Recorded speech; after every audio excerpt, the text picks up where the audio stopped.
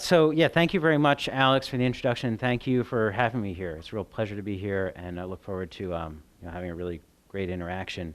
I'm going to try to talk about a few projects today. Some of my academic work, back when Alex and I first met, but then showing how I'm translating that to the kind of applied work that I do at RAND.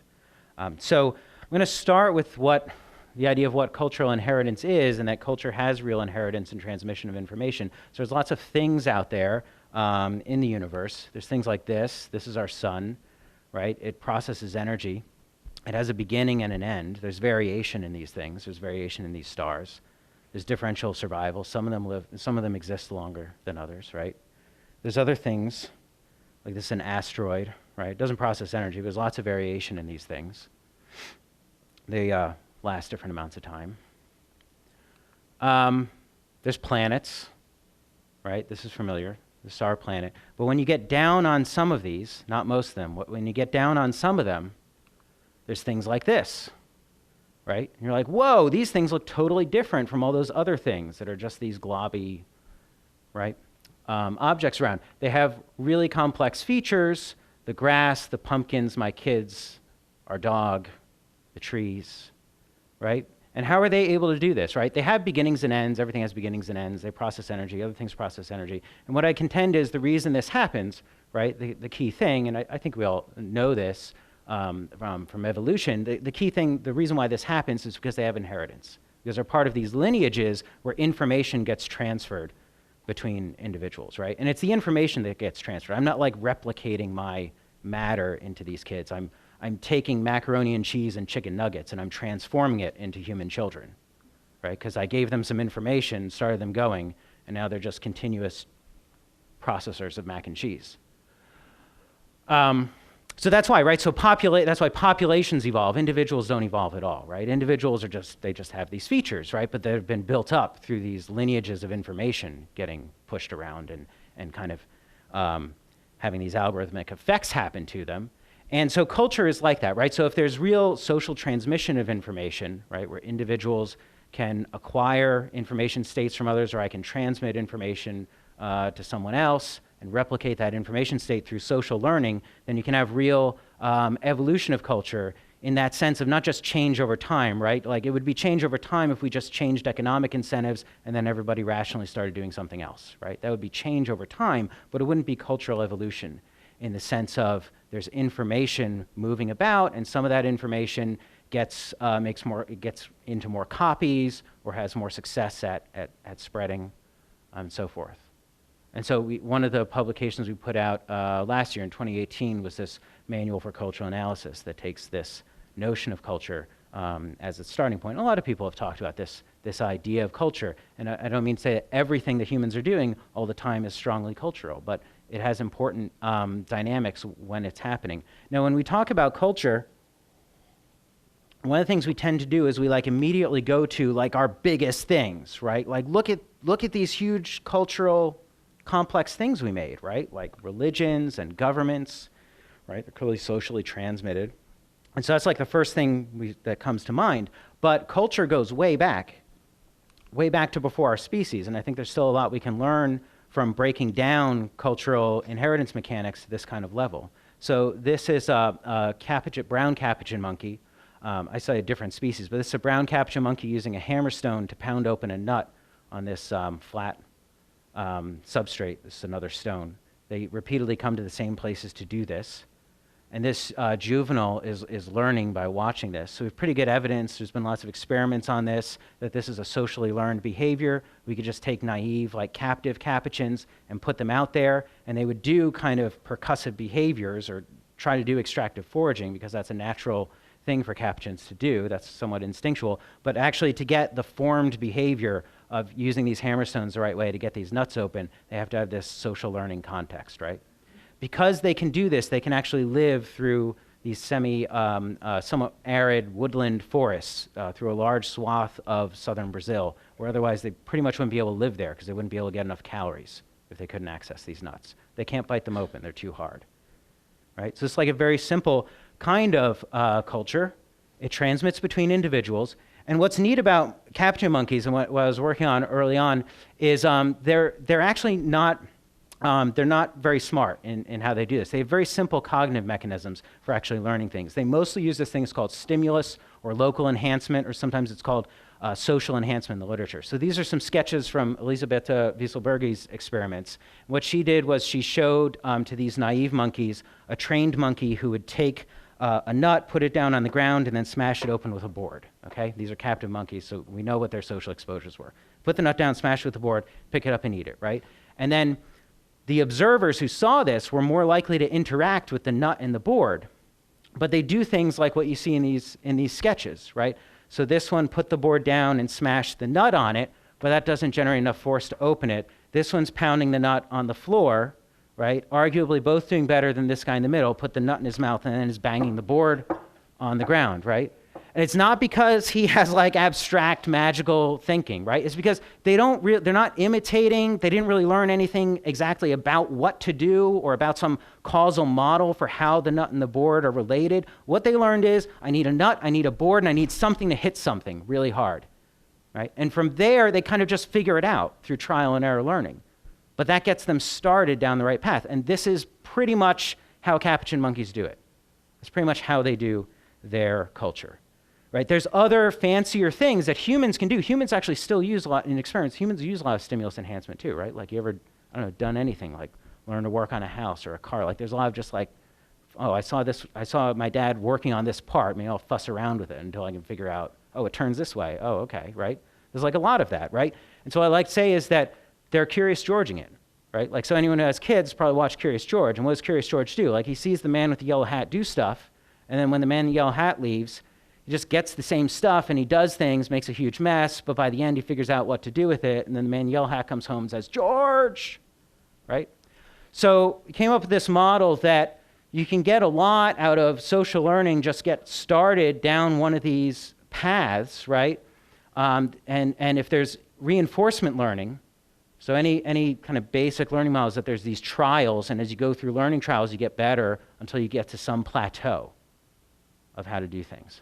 Right? And then you don't get any better anymore. You just know how to do it. Now, there might be different alternative behaviors that are, some are better, some are worse, right? Like you might be like me, like I come out of biology, so I got started with R, and now I'm like a pretty good R programmer, right? So I got started down here, and now I'm up here with R, and like things happen, I get data sets where I'm like, man, I would do this better if I use Python, right? I could like be up here with Python.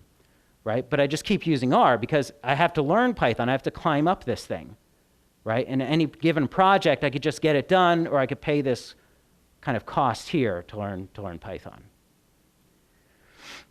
Okay, so early on, I had this idea that that just reinforcement learning, interacting with even very simple social learning, would kind of create these emergent properties where you get group typical traditions even. Because this is the thing, in these capuchin monkeys, we can see different groups have different styles of doing these nut pounding behaviors and so forth, right? So it's like, how do they have these group typical traditions when they don't have any cultural conformity?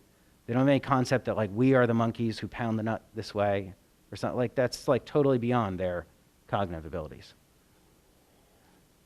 So with Matthias Franz, we built an agent-based model where we just allowed reinforcement learning and social enhancement to interact, right? And because of this effect, where you have, let's say you have two behaviors, behavior Y has a higher payoff, right? If you introduce social enhancement learning across many simulations, basically every time behavior Y becomes fixed in the population as like the only thing that gets done, right? And every individual is getting a benefit now because they don't have to pay this cost of learning it, trying out behavior X a whole bunch, right? To kind of learn through trial and error what to do, right? Because since behavior Y is better, just through individual reinforcement, it will be more common. And then because it's more common, that's more likely the thing you see and get started doing. So there's this feedback that happens between those. Okay. We, in equal payoffs, if we just have two behaviors, or just, let's say they just both have the same payoff, like it just doesn't matter. But R and Python are just as good as the other, right? We get the emergence of these, what we call adaptively neutral traditions. We could just get these, so different groups will fix on one or the other, right? Because of the same feedback. Now, there's an interesting condition where if we model something that is a better payoff, but it's harder to learn. So what I mean by that is, let's say this behavior that's up here, right? The learning curve actually comes down like this and it crosses. And so down here in the early stages, it like looks worse, right? Like it's harder to learn, right? But eventually you'll get better, right? So in that case, just having social enhancement ends up consistently with a maladaptive behavioral tradition, right? So you end up worse off than if you had just used reinforcement learning. Reinforcement learning isn't good, particularly good at this condition, right? Like things that are harder to learn but have a higher payoff, like you need lots of repeated trials and so forth. Reinforcement learning isn't that good at it. And one of the things that can solve this problem, though, is what we called imitation, but mathematically we just modeled it as, like, it's really just some kind of higher level cognition about social learning, where by watching you, it's not just that my attention is drawn to it, and so I'm more likely to start on one, but just by watching you, I vicariously get better, so I actually get further up a curve without having individual trials myself, right? Because I watched you or you taught me and I paid careful attention, right? So I was better than a naive individual. When capuchin monkeys do this, their attention is drawn to something because of a social experience, but they're not actually better at it than if they were just totally naive and they had never seen that other monkey do something. So that was some of my early work through my PhD and my postdoc. And there's what I want to emphasize about this is that when you start to break down the mechanics of how information gets transferred, you get these emergences happen that really affect the evolution of the behaviors themselves, right? Now, in the literature, I mean, humans absolutely have more complicated kind of social cognitions and use things, but sometimes the literature is really focused on these to the exclusion of just the basic inheritance mechanics and what that does in a group. So there's things like, you know, besides just using imitation or something, you could come up with strategies, social learning strategies, to try to pick better behaviors or more adaptive behaviors that have this higher plateau. So prestige bias is one that's been talked about. You could look at prestigious individuals do what they do, and perhaps in the evolutionary past, right, when we were hunter-gatherers, that may have been more adaptive than maybe it is today. Another thing that's gotten a lot of attention is conformity bias. So conformity bias, the idea is that your probability of adopting a trait is not a linear function of the frequency of it, right? So if I have a 60% chance of adopting something that is 60% common, that's not conformity bias, right? Even though I'm adopting the majority. Conformity bias is I have like an 80% chance of adopting a behavior that's 60% common, right? I'm biased towards what the majority of the group is doing. There's a lot of literature that implies that you have to have conformity bias to have group typical traditions. But that's not true. Group typical traditions very readily emerge from very simple social learning mechanisms. And that's not just in models. We see that in capuchin monkeys and other animals that have social learning, very simple social learning. They already have group typical traditions.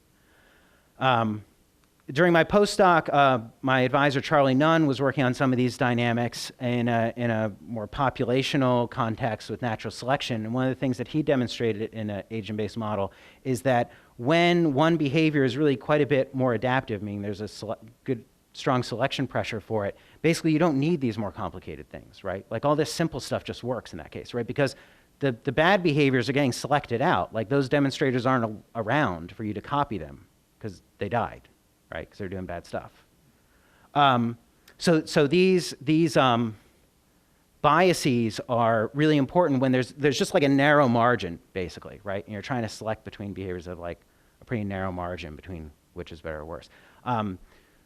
I do think part of the reason a lot of the literature focuses on this is because most of us researchers who are working on it are weird, right? We're Western, educated, industrialized, rich, and democratic, and people who are weird like to see big phenomena like social phenomenon instantiated within the minds of individual people or individual monkeys or something. And that was definitely what was going on. Like in the capuchin monkey research, there was a lot of work trying to find this more complex cognition that the capuchin monkeys must have because they have these group typical behaviors. Okay, so we can use this approach to thinking about applied policy outcomes too. So that's what I've been doing, and that's how I got into the social network analysis company, where basically we were doing marketing and organizational management applications that were based on the spread of information across human social networks. So a lot of this is going to be much shorter time frame. It's just cultural transmission, but these have important policy outcomes. So one that I'm working on right now, and I want to acknowledge that Hank Green at Indiana University is the PI of this National Institutes of Health supported research. Allison Ober is a great colleague of mine at RAND who's leading up the qualitative part of this work, where we're doing interviews with physicians after the analytics to try to test whether our hypotheses out of the analytics are right. What we're working on is a drug called PrEP, or pre-exposure prophylaxis for HIV. So this is a drug, a daily pill that someone would take who's at high risk for HIV, and it's been shown to be quite effective at preventing them from becoming infected with HIV if they're exposed, as long as they're taking the pill every day. Okay? Well, within the US, it would only be indicated for men who have sex with men who also have some other kind of high risk factor, like they have a long-term partner who is positive and for whatever reason is not on antiretroviral therapy all the time, or they have some casual sexual encounters and they're not using condoms. IV drug users as well. Mostly it's MSM with some kind of risk behaviors. So within national claims data, we have national claims data for this project from all payers, private payers and public insurance, okay? There's about just over 300,000 primary care type physicians, okay? And almost all of them are prescribing, have some patients where they're prescribing drugs for genital herpes. So someone who has genital herpes would not have an outbreak all the time, but they would always have the drug on hand in case an outbreak happens, right? So nearly all primary care physicians have patients with genital herpes, is the point. Not everyone with genital herpes would be indicated for PrEP, but the point is, like, basically every primary care physician in the country is seeing patients who have enough sexual activity that they've contracted genital herpes, right? But only a tenth of them, primary care physicians, are prescribing PrEP. So it's recognized within the healthcare community this is an underprescribed drug, and it's partly because HIV care happens with infectious disease physicians. That's the specialty that cares for HIV patients in the US. Anyone who has HIV is going to get their care at an infectious disease doc. And so historically, just dealing with this issue is not something that primary care physicians have dealt with. But really this should be being prescribed in primary care, right? Because these are individuals who don't have HIV. Genital herpes would not be a reason to go to infectious disease docs. It's routinely treated in primary care. Okay. So physicians influence each other. We know that. There's been a bunch of studies of this. That's word of mouth. So there's some good studies showing that at least 12% of the uptake of a drug is word of mouth, advertising between physicians rather than visits from drug reps. So I mean, and these are their professional colleagues. So that's how they hear about drugs that they might want to prescribe and when they would prescribe them. So what we've been trying to do is use this insight to develop some policy options for more efficiently disseminating information about PrEP, which reaching out to physicians, talking to them, getting information to them is a very large-scale and expensive undertaking. Even the big pharmaceutical companies would typically only send an in-person sales rep to 10% of the physicians in a market. Okay, they have a lot of money, but that's all the spend they have for a given market, right? So they carefully target who those sales reps would go to. So here's some basically just different hypotheses, like different strategies that we could use, or strategies we could use based on hypotheses that have been put out there. So people have noted that there are some gaps in insurance coverage for PrEP. So maybe patients aren't on PrEP because their insurance doesn't cover it. If there's this network effect, then we could potentially message certain highly central individuals within a network. That would be an efficient targeting strategy, individuals who are more connected. We could also message individuals that are not prescribing, but they're already connected to a prescriber, right? And this is done in consumer marketing all the time, right? So if I find that Alex is, buys a certain lawnmower, right? I may be like, maybe Damien wants this lawnmower too, right? Because there's some kind of relationship there. I don't really know anything about Damien, but probably he has some traits that are more similar to Alex than just somebody I pull off the street, right? So it's like a better bet that he might also want the lawnmower. We could maybe utilize relevant specialties like infectious disease docs. They know all about PrEP, right? And maybe that would be a strategy for disseminating it. There's also potentially a concern, though, that infectious disease docs could be a sink, right? So if I'm like a primary care doc and I know some infectious disease docs, I might just like, if I find out maybe a patient's indicated for PrEP, I'll just send them over there, right? So like I can just keep doing what I do. And that was the policy at some health systems for quite a while also, to kind of manage the rollout of this. Okay.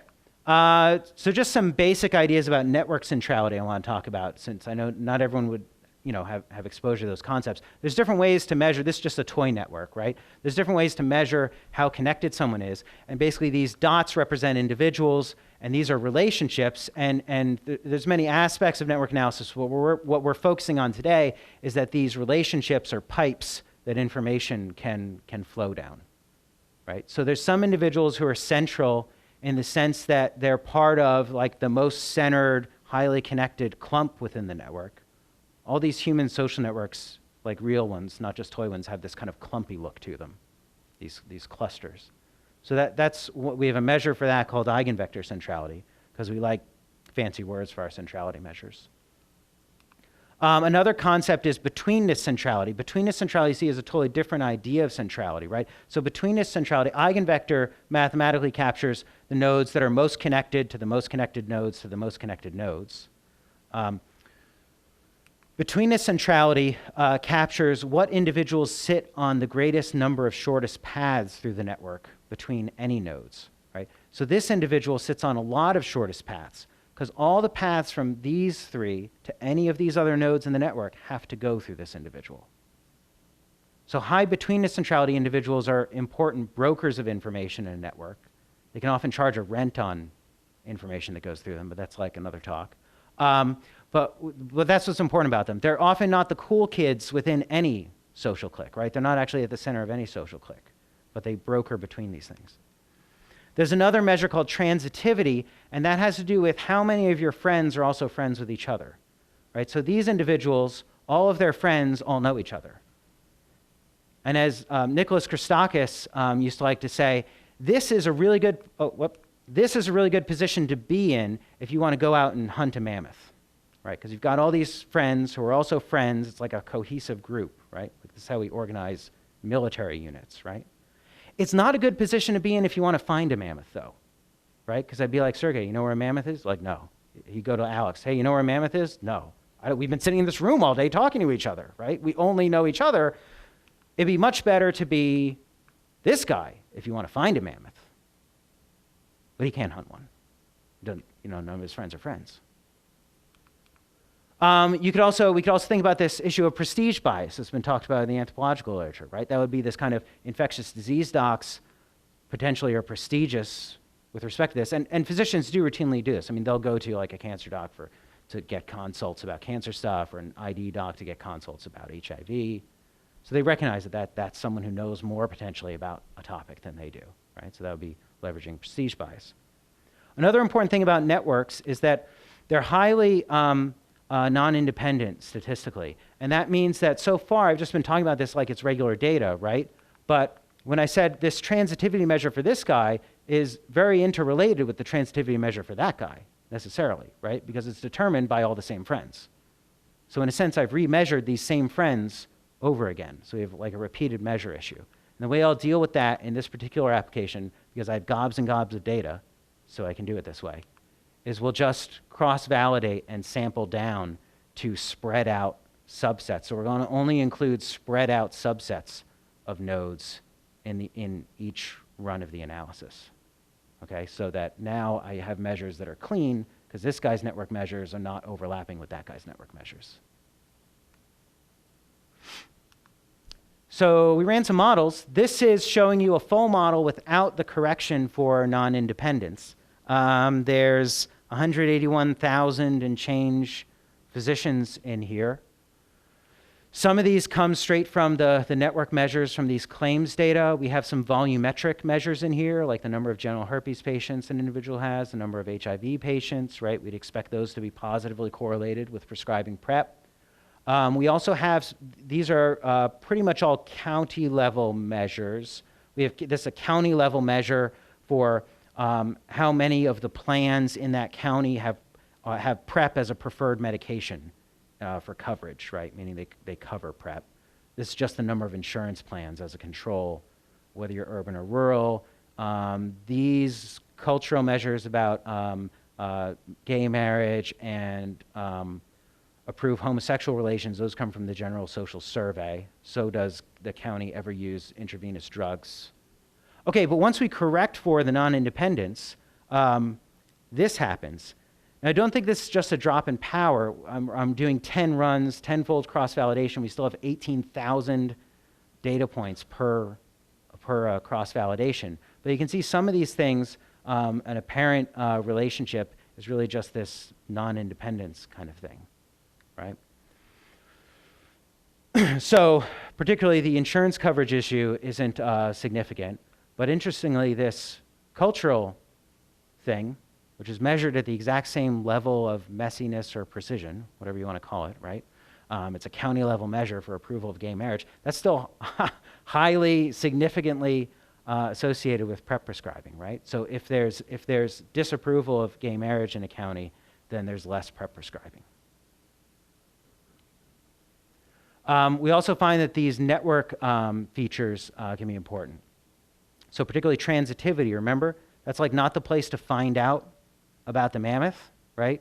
So as expected, there's a negative coefficient there, right? So high transitivity docs are less likely to prescribe PrEP, which is a new drug. As expected, if you have more HIV patients and more genital herpes patients, you're more likely to prescribe PrEP. Where this got more interesting for us, though, is that we're able to fit a longitudinal model. So it's just a basic lagged regression model where we're predicting whether or not a doc prescribed PrEP in 2017 based on values from 2016. So we know whether they prescribed PrEP in 2016. We know whether their connections, their social connections, prescribed PrEP in 2016. We know all their other network features for 2016, right? And what you can see is that, yes, if they prescribe PrEP, of course, they're more likely to prescribe PrEP. It's still significant that if they have more HIV and herpes patients, they're more likely. And despite controlling for all of that, if your social connections have prescribed PrEP, you're more likely to prescribe PrEP. So in fact, for every additional social connection a doc has in 2016 who prescribed PrEP, they're 5% more likely to prescribe it in 2017 themselves. The gay marriage variable is still highly significant. And infectious disease docs, at least in this model formulation, we're testing some, this bounced around a little bit in different model formulations. All the rest of this is highly robust. But at least in this kind of full model, the infectious disease docs appear to be this kind of sink that some people had proposed to us. So you're less likely to prescribe PrEP. We think probably because the primary care doc sends his indicated patients over there. So he doesn't end up prescribing, or she doesn't end up prescribing the PrEP, right? I sent the patient over to the ID doc. So there's some things I think we can, based on this, particularly the lagged regression, I think there's some things that we can pull out of this and say these are probably better policy levers to try to pull versus not so good policy levers to try to pull, right? So we said, well, we could try to message advantageous network positions, and potentially the high betweenness individuals would be someone to do, right? In some of the regressions, they come out as less likely to prescribe PrEP, meaning they're not getting the word anyway, right? I mean, if they were just doing it anyway, we wouldn't need to target them. We've got a limited number of docs we can do direct outreach to. So if we target these high betweenness individuals, we might be able to get them to start prescribing and then move it out to other parts of the network. Messaging non-prescribers who are connected to prescribers is just this classic marketing strategy, and we've shown that that effect is already happening, so you can try to accelerate it by marketing to people who are connected to prescribers of PrEP but haven't started themselves. And then this issue of the MSM stigma, at least with that as measured by that gay marriage disapproval question, I mean, that was very consistent in our models. Now, addressing the views about homosexuality in some of these communities, that would be like outside the scope of the health policy community, first of all, and a really big lift. But I think that some of this, I think, is actually driven by things that could be changed in how doctors and patients interact. So that's where Allison is leading this team doing phone interviews with physicians, because what we suspect is going on is that in counties, in subpopulations in the U.S. where there's more disapproval of gay marriage, what really is that's not a direct effect. What really is going on, likely, at least likely part of it, is that those are also places where physicians and patients are having less conversation and less regular conversation about what a patient's sexual habits are. So there's primary care docs who may ask the question, like at their first patient visit, when they first take on that patient as a new patient. Like, there's some primary care docs who would ask it that one time, you know, so who do you have sex with? And might never ask it again. Might not even ask it then. So if the primary care doc doesn't ask that question, it's relying entirely on the patient to volunteer, hey, I'm a man who has sex with men, and these are my sexual practices, right? It's relying entirely on them to volunteer that, which they might be more reluctant to do in these types of contexts, right? It doesn't mean physicians, yes, many of them come from their community, but they're also highly educated, very clinical people that I think typically would put aside their own value judgments in many cases. But there's also this patient side. I mean, if they're not asking the questions and you're in this kind of community, patients might not ask. So what we think could be done, and we're trying to do, like say, interviews that's more qualitative data to try to confirm this, what we think could be done is just shift that practice behavior of when and how regularly do you ask these questions about sexual behaviors. Because like waiting until the patient is like, doc, it burns when I pee, right? Like that's like, should have been asked sooner than the symptom. Okay, so what do I want to say about this? So even if some of this is adaptive, like I started this with this very evolutionary kind of talk, right, about capuchin monkeys that have been doing this thing for like 10 million years, cracking open their nuts. Some of this might be adaptive, but clearly none of it's like an evolutionary adaptation, right? This is all like really novel technology. There's like novel things. But I just want to point out that like policy research needs to provide very specific recommendations to be useful. And I think there's a lot that can be done with just these short-term kind of inheritance dynamics, and that's what we're trying to manipulate, basically. Just these short-term kind of cultural inheritance features of how information gets transferred on networks. Okay, so I'm going to talk about another applied project that is similar. We're trying to get to pretty specific recommendations, totally different topic. And if you're thinking about like doing applied policy research, this is like often the way it is, like it's a project by project thing. There's like common themes. So sometimes actually, even at RAND, people are like, Luke works on a lot of different things, but here's the secret, I actually only work on one thing, right? Which is like transference of information among groups of people, right? So from PrEP though, we'll go to childhood vaccination, which is another NIH-funded project we've been able to do. Have a great team working at RAND, and also Jamie Tarani and Joe Stubersfield at Durham University have been collaborators on this work. So with childhood vaccination, it is recognized that we have an issue with vaccine hesitancy among parents, right? Some of this is tied to anti-vaccine conspiracy theories, or kind of people are more zealous about it, right? And some of it is, many of the parents are maybe not that extreme or committed, but there hasn't been a lot of research. There's been some, but there hasn't been certainly not an overabundance of research about what are the social dynamics behind anti-vaccine movements. And so that was basically the start of this project. In a way, it's more exploratory and at a more basic level than the PrEP one I just talked about, where we have gobs of like this very precise data. We can map how all these physicians are connected to each other across the country. Like here, the question is much more basic, which is just, we know from the prior research that's been done that understanding of vaccine science is not like a really strong predictor of parents' decisions about vaccines, right? So you find that like parents who do vaccinate their kids, like when you run surveys with them, you'd be like, so how do vaccines work? And they'll be like, well, vaccines, they kill viruses in your body, right? well, that's not right. That's not true at all. That's how antibiotics work. So what I mean is, like, we kind of know that just understanding the science isn't really what's driving this. So what we want to do is just figure out, well, how are people actually thinking about this topic, basically? And so what messages could we have that would engage with how people are thinking about it? Again, industry marketers do this all the time. Right? This is one of my favorite examples of this. So these are some Old Spice deodorant ads that ran a few years back. They ran concurrently, right? So on the left, you have Bruce Campbell sitting in this nautical themed living room, right? And he talks about how if you have it, you don't need it. If you need it, you don't have it, right? And he just goes on like that. He never once mentions what Old Spice smells like, right? Because this ad was marketed to guys. And guys don't actually care what they smell like.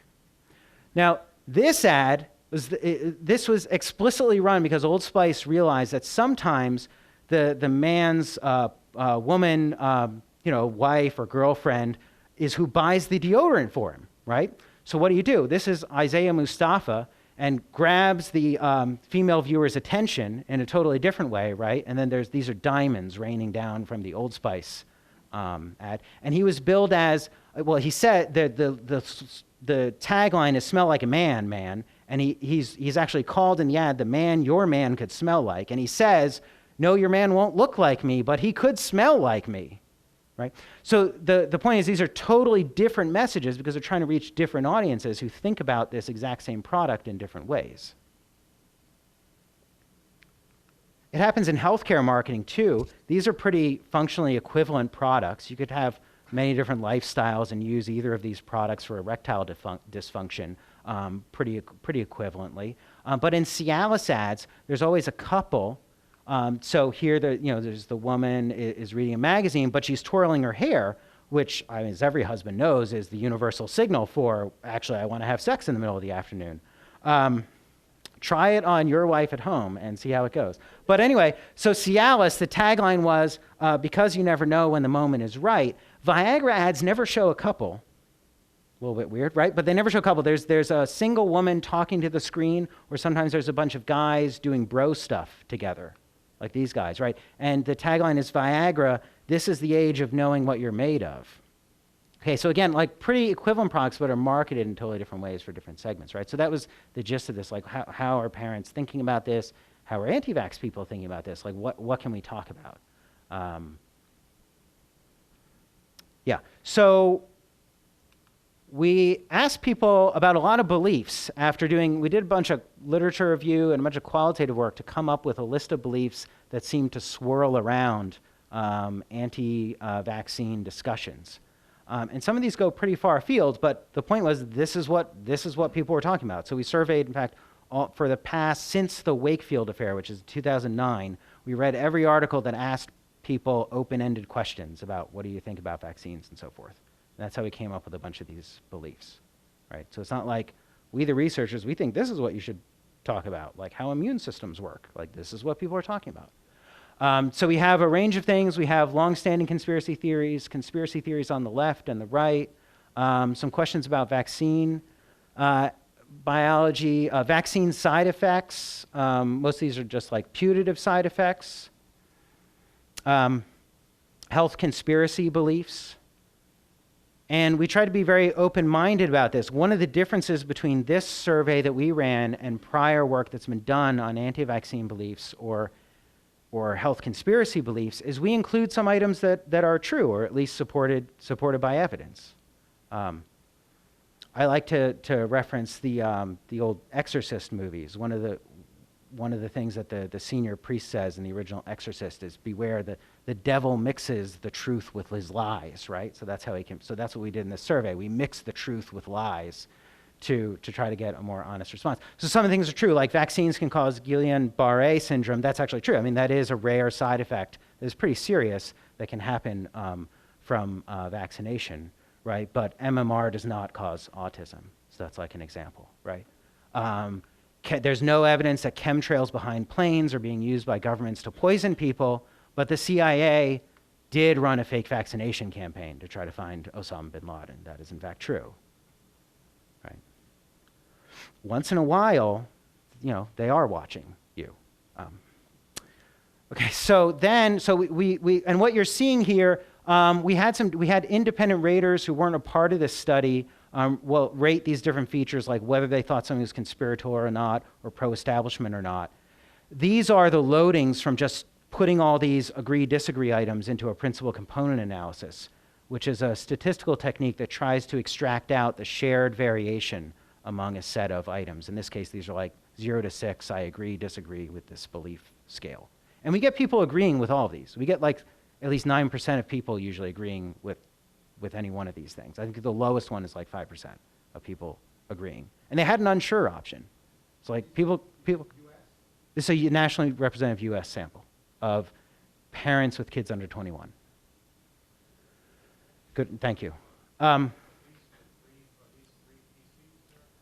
No, these are just, I'm just interleaving the table to try to fit it on the slide. This is just one big table. It's all one principal component, okay? It's all on PC1, yeah. And what you can see is that there's a general match between this pro-establishment, anti-establishment coding, right? And how things loaded, right? So basically everything loads positively except for these negative things, which are like the pro-establishment views. Benefits of vaccines outweigh the risks. Vaccines cause your body builds immunity against disease, right? Now, some of those are like supported by evidence as well, right? Absolutely. But what's interesting is that the ones that are supported by evidence, but they're kind of like anti-establishment ideas, they load the other way. Yeah. Yeah, we asked each one of these, people had to rate them. I'm gonna get to that, yeah. Yeah. So we didn't put that into the PCA. This is all that went into the PCA. And then we used the output of this PCA. You can actually then come up with a score for each individual, which is basically how anti-establishment or pro-establishment they are. And then we put that into a regression model with different predictors that are hypothesized in the literature to drive this, these cultural notions that surround vaccines. Okay, so the outcome here are these anti-establishment beliefs as reflected by these principal component scores. And these are not nested models of within each other. So we used a model selection technique called the Bayesian information criterion. So lower numbers of BIC reflect a better fitting model. Okay? So one hypothesis is that, that this is like a social exposure thing, right? And so we included separate questions that asked about who are your social ties, do any of them, have a kid with autism? Do any of them like not vaccinate their kids for flu or delay vaccines for their kids, right? So we tried to capture as best we could some of these social exposure ideas. We had a hypothesis that maybe this is just like latent trust or distrust of institutions specifically. And the political scientists at RAND thankfully just had something ready to go for that. So it's one of the fun things of working at RAND is it's highly interdisciplinary, right? One of the psychologists gave me this scientific reasoning scale that had been validated against kind of some external measures of scientific ability. So it's basically some puzzle questions we have people do. So we put all these things in, and one of this wasn't necessarily my favorite hypothesis, but one of the hypotheses is that, people like have a certain situation in our society, a certain socioeconomic status, and these beliefs about the pro or anti-establishment are like a kind of rationalization or a cognitive reckoning with that, right? So like, if I don't feel like society treats me all that well, I might have more anti-establishment ideas, right? Because that's how I understand this society. And that comes out as a really good model. You can make it better by adding the scientific reasoning scale to it. Scientific reasoning by itself is not a great model.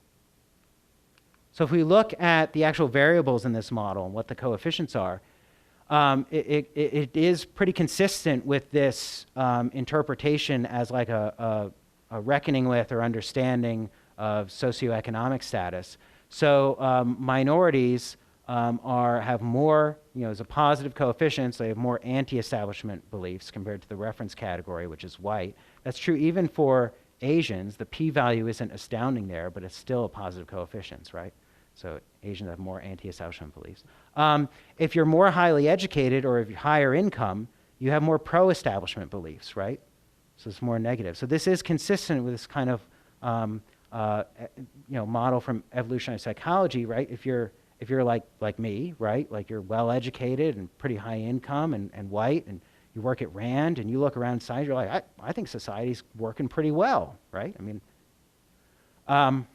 okay, so then we also want to look at how does this predict parents' self-reported vaccination, like what they did with their kids. Now, admittedly, this parents who have kids under 21, we didn't specify the number of kids, but we asked them these questions about, have you ever delayed or declined vaccines for your kids, or you use a doctor who you know has an unusual vaccine schedule, right?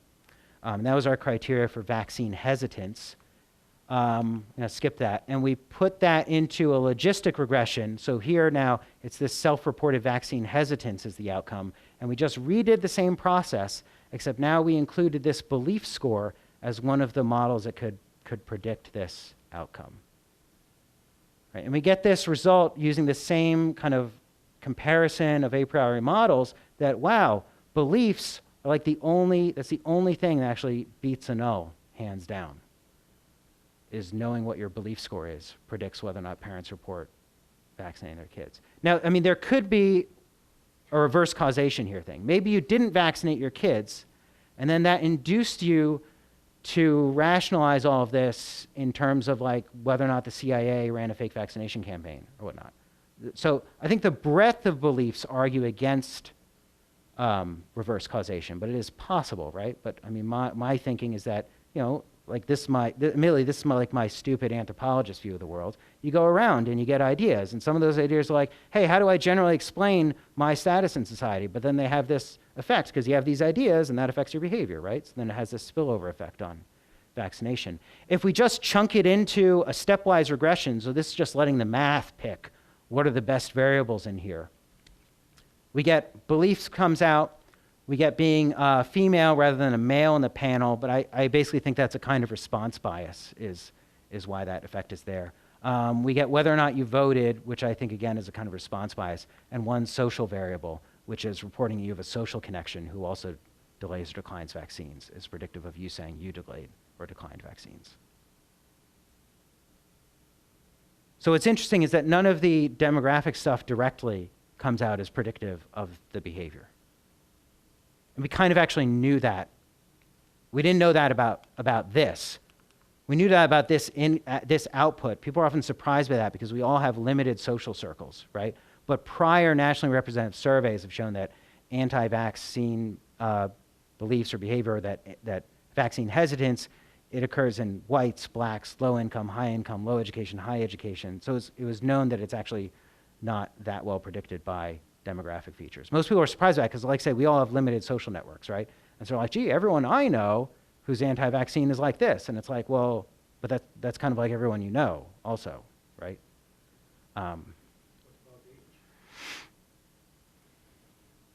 We had age. I don't remember right now. Yeah, it's in here. I mean, in our model, it's not significant. But again, this is all parents who currently have kids under 21 is how we define the sample. So I mean, I think there has been, you would find a broad age effect, I think, if you kind of looked at it generationally. You see what I mean? But to kind of be more centered on, I don't know, we thought who was more like a decision maker, we focused on the kind of parents who had kids under 21. Okay, so I know I'm coming to time, so I think I'm just I'll finish with this example of this project. But we had some of the policy recommendations that we're trying to think about for this are like very different messages to design for vaccine behaviors. And again, this isn't really, this isn't all where I necessarily started with this project. That we had multiple hypotheses, but these are the ones that bear out, right? So one of the things we're thinking about, we're going to try to do some experiments to test these messages, is rather than the typical message, try to have kind of messages that play on anti-establishment tropes. So validate that you can still be anti-establishment, right? You don't have to trust the establishment, but you can still vaccinate your kids, right? So this is an ad that we made, but this is like a very similar poster to what you would see on the CDC website, like right now or in your doctor's office. Sometimes there's a family setting like this. Sometimes there's a physician, okay? But this is like typical thing. And so what we're starting to do is actually run some experiments. We like to run cognitive experiments, online experiments, and even behavioral experiments, testing out radically different vaccine messages that are still true, but they're saying something different about vaccines, right? So here we've got a Black Lives Matter protest and a Trump rally. We don't all agree about who you can trust, but we can agree vaccines are safe and effective. Okay, so I'll stop there. It's the important stuff. Thank you.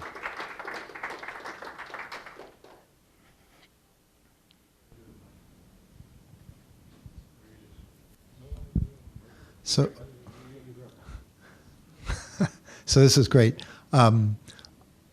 So much of the sort of modeling analysis here that you talked about was static of what we know about various impacts of various factors on attitudes.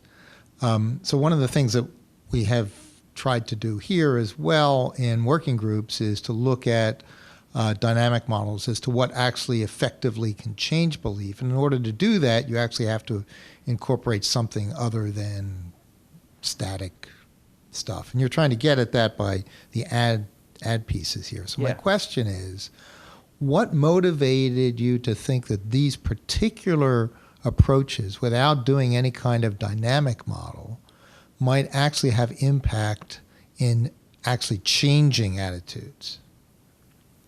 Right. So, I mean, I think there's layers to the modeling, and we're in the PrEP project, where we are now that we've gone through the cross-sectional model and the time-lagged regression model, right, which we think answered some questions.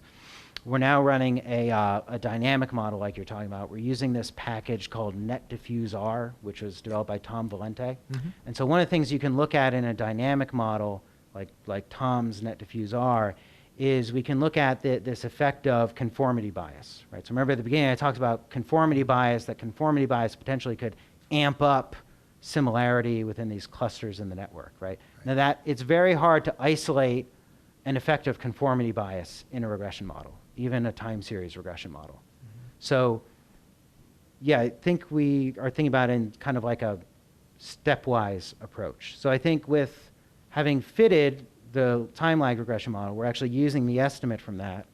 So we go back to that. So we're using the estimate from this as our basic network contagion or network influence parameter in the dynamic model, right? And then we can basically, in the dynamic model, we can turn conformity on or off and see if we end up with patterns that are more or less consistent with what we observe empirically. But are there any survey data that are themselves dynamic, that you can look at the rate at which various network realignments occur, for example? Oh yeah. I mean, if you have longitudinal data, absolutely. Mm-hmm. So with the ALP, I mean, we have various certain data elements that are longitudinal. We don't have longitudinal network data. Mm-hmm. Nicholas Christakis, he and James Fowler, one of their famous studies was using the Framingham Hearts data set. Mm-hmm. Now there they had longitudinal data so they could look at the formation and dissolution of network ties. The challenge with that data set is the ties are very sparse. There are only very limited network questions that were actually asked in that data set. So it's just a matter of the data access, yeah. Mm-hmm. But I think with the computational aspect of dynamic models, I think where they're most powerful is where you like isolate a specific feature of the dynamicness, right? That mm-hmm. you can then test with that model. Right. Thanks. Thanks, Luke, for your very thoughtful presentation. Actually, I have two questions. One is more theoretical one. The second is, I would say, practical or political. Theoretical one mm-hmm. is, the baseline of your considerations is that cultural inheritance leads, it's following from your title of your presentation, cultural inheritance leads to cultural evolution. That's Right. the baseline of all you're following up. So my question is that I'm thinking historically, each of us remember there were opposite way when cultural inheritance led to cultural devolution, not evolution. For example, Nazi Germany, let me remind you, 100 years ago, after First World War, late 20s, early 30s, Germany as a country moved from the great culture in terms of philosophy, fine arts, architecture, everything. It was one of the most advanced countries in Europe to Nazi regime. So you focused, one of your major focus was on learning mechanism that leads to cultural evolution. I'm thinking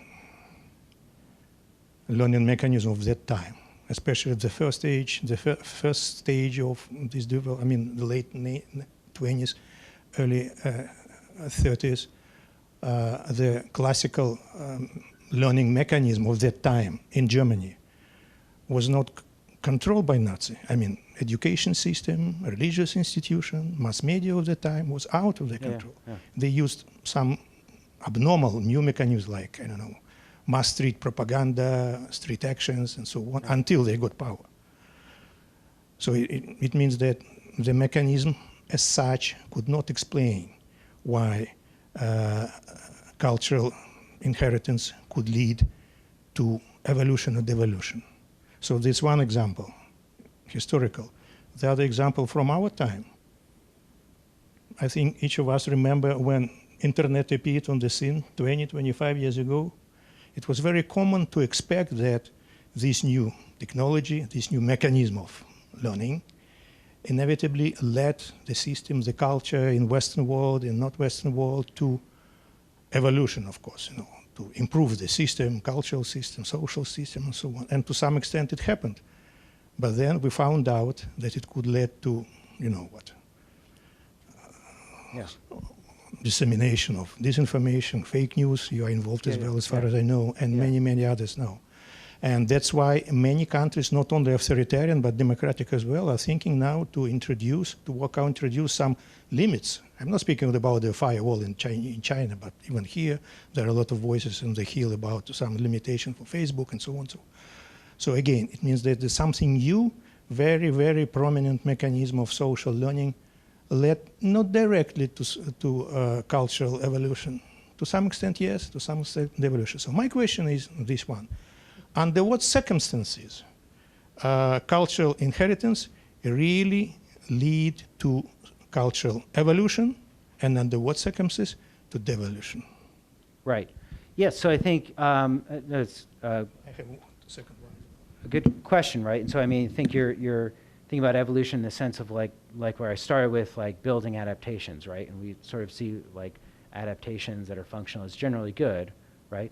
But some of them, like in a normative sense, aren't good at all, right? They might still, in kind of selfish ways, benefit the people who are engaging in them, right? Alex Jones, who's one of my favorite disinformation figures, right, has essentially no credentials to talk about anything, right? But he's been, until he was banned, fantastically successful. So it certainly was adaptive for Alex Jones to do all of this. It wasn't really good for society. Alex Jones, for those who aren't disenlightened, Alex Jones has promoted conspiracy theories like 9/11 was an inside job, mass shootings are hoaxes by crisis actors, and all sorts of totally outlandish ideas. What's that?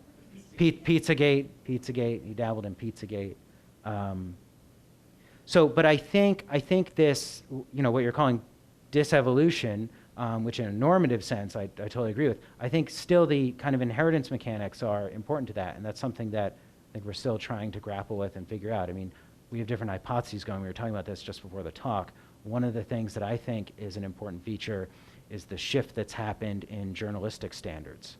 Right? So major journalism publications now routinely report events that they can't independently verify, right? And they'll put a disclaimer, the New York Times can't independently verify this event, which is like telling the jury, disregard the testimony you just heard. Just wipe that from your mind, right? So there was a time when papers wouldn't do that, right? Now I understand there's certain incentive structures that they're on that they're on the receiving end of, right? About a 24/7 news cycle and cable news and all this tabloid stuff and all this free journalism taking their market share. Like I understand what's in it for them to change those standards, but changing those standards affects how information is spreading through the system in a negative way, in my